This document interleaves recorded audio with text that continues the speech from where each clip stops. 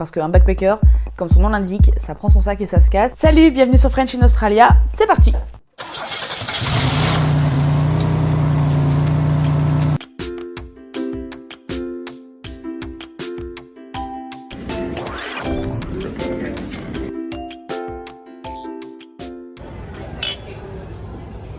Je tourne, il est vendredi soir. Avant de me juger, sache qu'un jour tu auras 30 ans et tu verras à quoi ressemblent tes vendredis soirs à ce moment-là. Alors cette vidéo, je l'ai faite parce qu'on me l'a demandé et du coup j'étais hyper contente. Même si c'est un sujet qui est quand même très rapide à expliquer, il y a très peu de choses à en dire. Tu as lu le titre hein, bien évidemment, mais comment ouvrir un compte bancaire en Australie et comment le fermer parce que beaucoup de backpackers rentrent au bout d'un an, 6 mois ou 2 ans ou jamais. Donc dans ces cas-là, la dernière partie de la vidéo ne te concernera pas.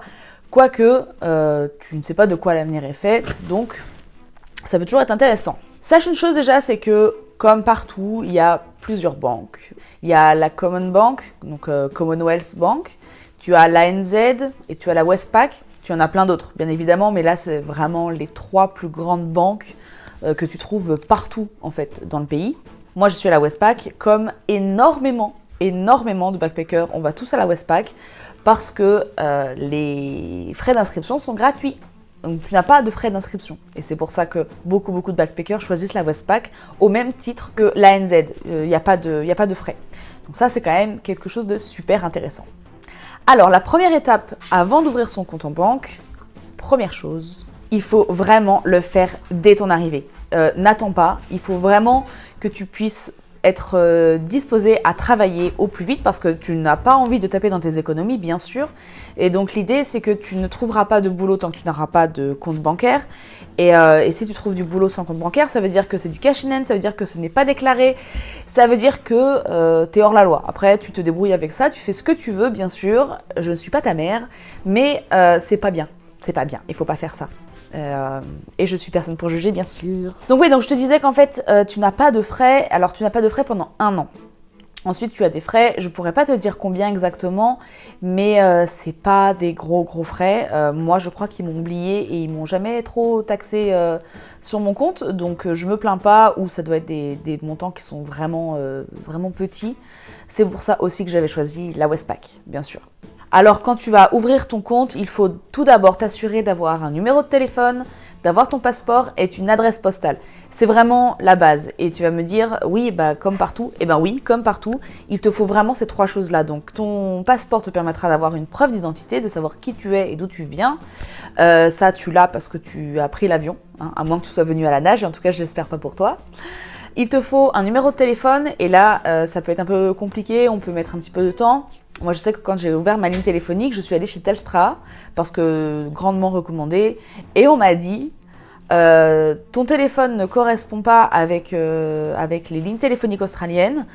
Vous entendez renifler, c'est mon chien, c'est pas moi. Ou j'ai pas caché de corps dans mon... Arrête mon chien. Donc la Telstra me dit, il faut racheter un nouveau téléphone à 1 000 $ parce que le tien est français et ton téléphone est européen et donc du coup ça ne fonctionne pas. C'est faux.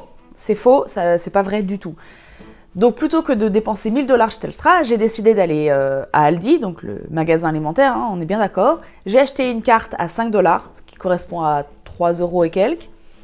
J'ai mis 10 ou 15 $ dessus, histoire de l'activer.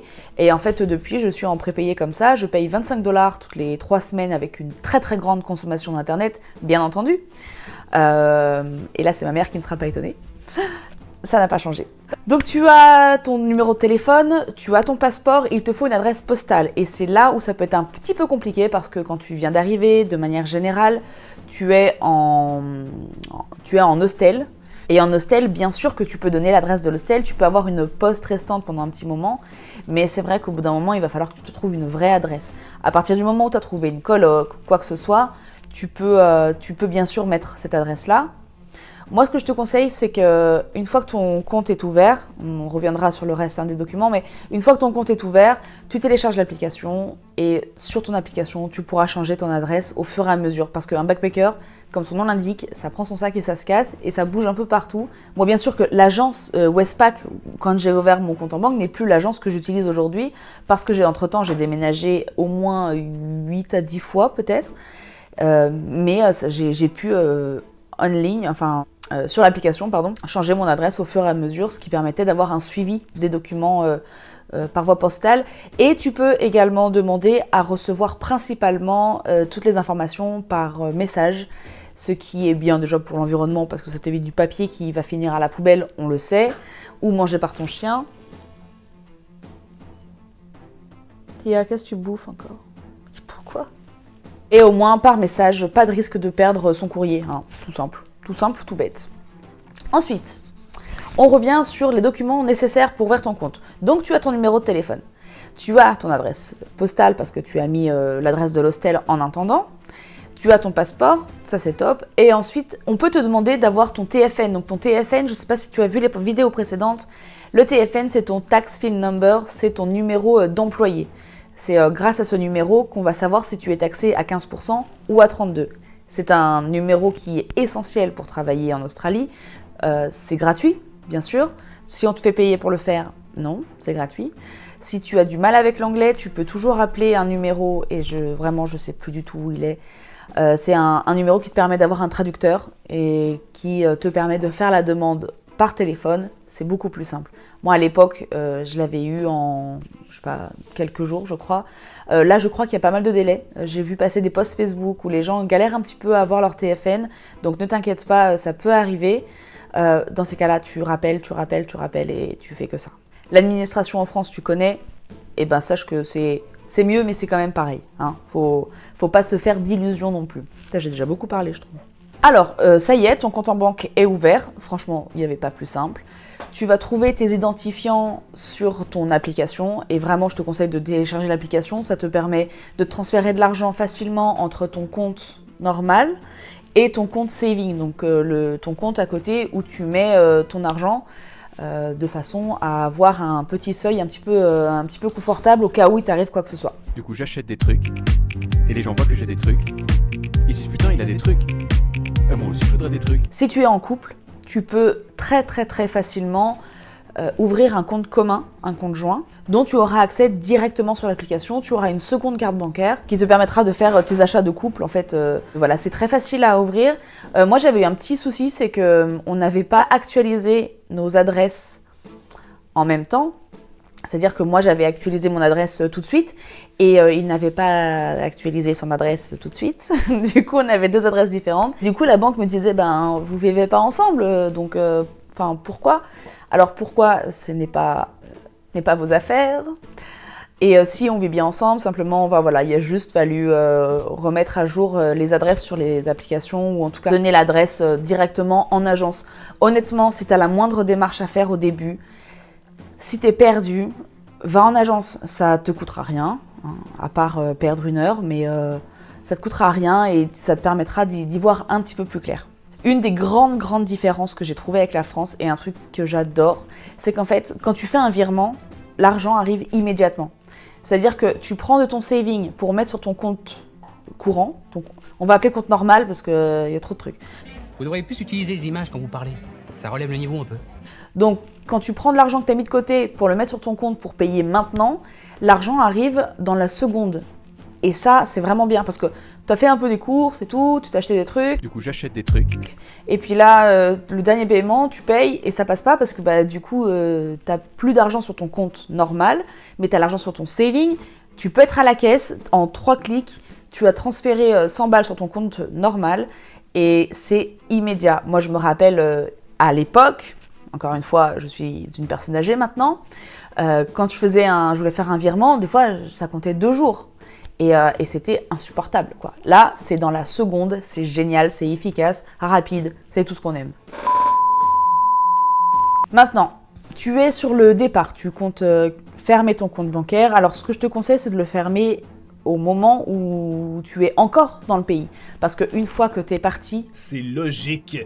Non. à l'étranger, ça va devenir beaucoup plus galère. Il y a encore une fois beaucoup de messages sur les réseaux sociaux, sur Facebook notamment, où les gens expliquent que ils ont encore leur compte, ils savent pas comment le fermer, c'est compliqué. Et oui, effectivement, oui, si t'es plus là, c'est hyper compliqué parce que il faut avoir quelqu'un au bout du téléphone.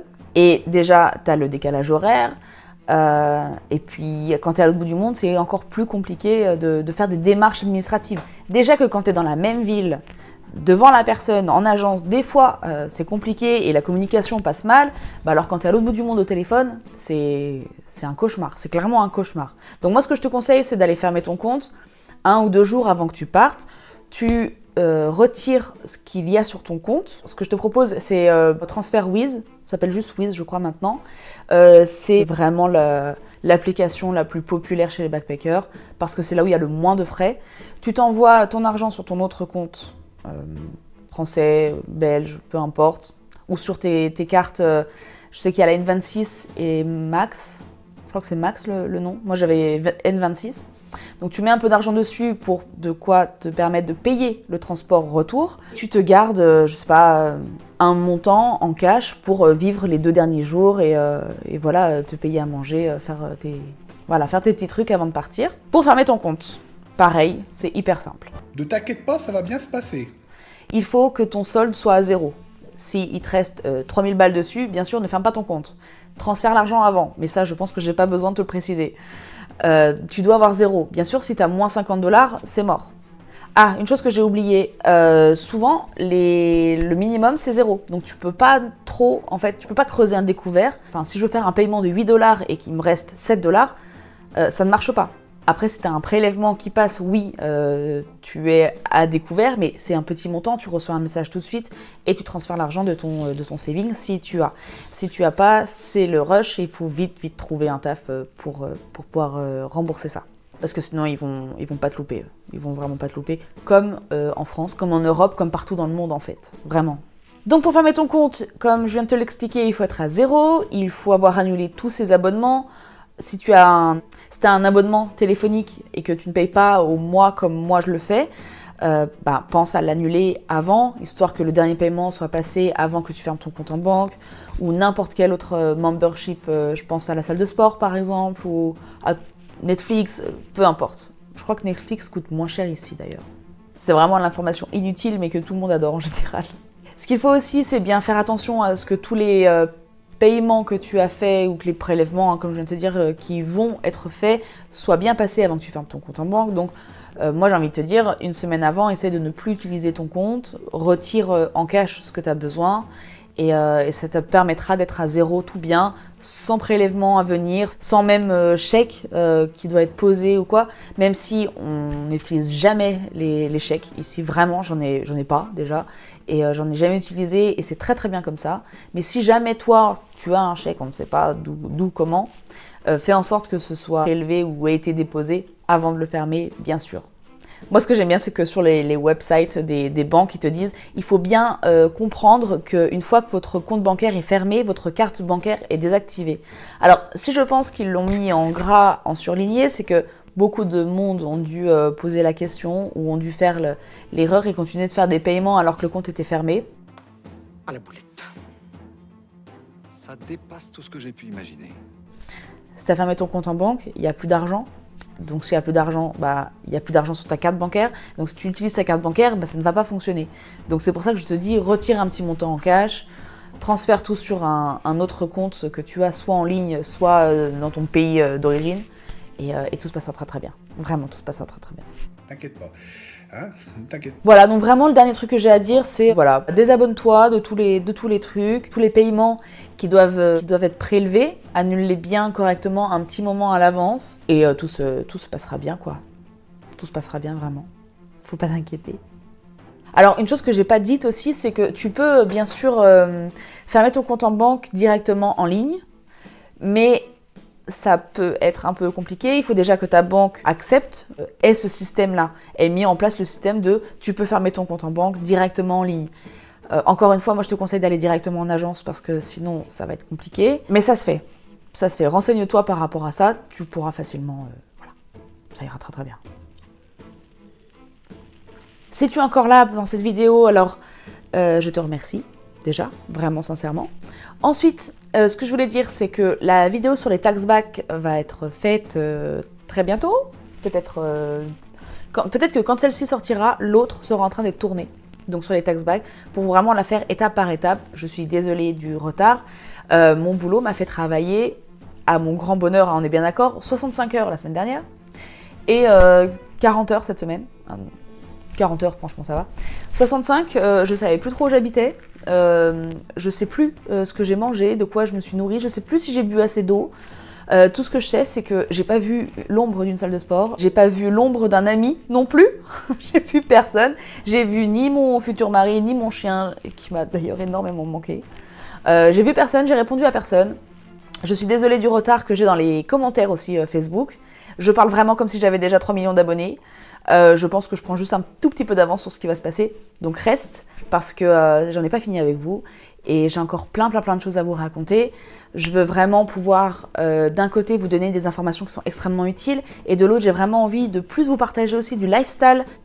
Quand je saurai le dire correctement, je vous le partagerai. Vraiment plus sur du lifestyle, vivre en Australie, quoi manger, qu'est-ce qui est bon à la santé ou pas, parce que on le sait, c'est une catastrophe. Donc voilà, je peux aussi vous faire une vidéo sur comment se marier en Australie, sur comment avoir un chien en Australie, sur tout ce qui peut se passer en Australie, le meilleur café. Enfin vraiment, j'ai vraiment envie de vous donner et des infos extrêmement concrètes et vraies et vérifiées et gratuites, et des choses un peu plus sympas où je prends aussi vachement de plaisir à tourner. On ne parle pas de porno, bien entendu. Mais voilà, ça me ferait vraiment plaisir. Alors dis-moi ce que vous en pensez dans les commentaires. J'aurais dû dire avant, abonne-toi, commente, like, partage, blablabla. Mais tu connais la chanson, hein. Je pense que je ne suis pas la seule que tu suis sur YouTube. En tout cas, merci d'être encore là après cette logorée. Je te dis à très bientôt. Je vais vraiment essayer d'être un petit peu plus régulière. Et porte-toi bien et je te fais des gros bisous. Au revoir.